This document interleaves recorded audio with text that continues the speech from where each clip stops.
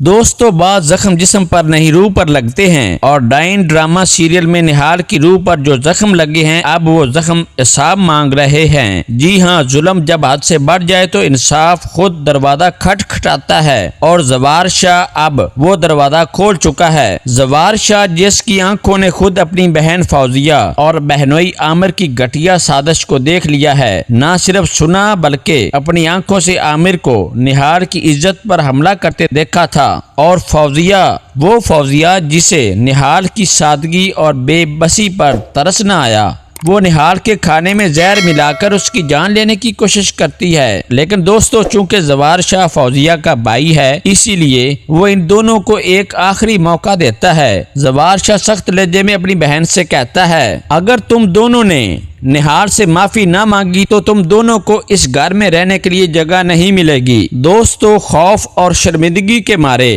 فوزیہ اور عامر نہال سے ہاتھ جوڑ کر معافی مانگ لیتے ہیں، لیکن کہانی یہاں ختم نہیں ہوتی، بلکہ یہ تو صرف آغاز ہے اس طوفان کا جو آنے والا ہے، کیونکہ اب اس کہانی میں داخل ہو رہی ہے شباب جو زوار شاہ کو صرف اپنا سمجھتی تھی، اب زوار شاہ کو نہال کے قریب ہوتا دیکھ کر اس کا دل جلنے لگا ہے۔ جیسے جیسے دن گزر رہے ہیں، زوار شاہ اور نہال کی قربت شباب سے برداشت نہیں ہو رہی۔ اسی لیے شباب زوار شاہ سے کہتی ہے کہ ایک چپڑاسی کی بیٹی کو تم نے میرے برابر لا کر کھڑا کر دیا ہے، لیکن زوار شاہ شباب کو سمجھانے کی کوشش کرتا ہے کہ دیکھو شباب، ایسا کچھ نہیں ہے جیسا تم سمجھ رہی ہو، اور میں نے ویسا ہی کیا ہے جیسا تم چاہتی تھی، اب تم صبر اور عقل مندی سے کام لو۔ لیکن دوستو، شباب نہال اور زوار شاہ کو اتنا قریب دیکھ کر بہت جلن اور حسد محسوس کر رہی ہوتی ہے، اسی لیے تو شباب زوار شاہ سے یہ بات کہنے کے لیے مجبور ہو جاتی ہے۔ شباب زوار شاہ سے کہتی ہے،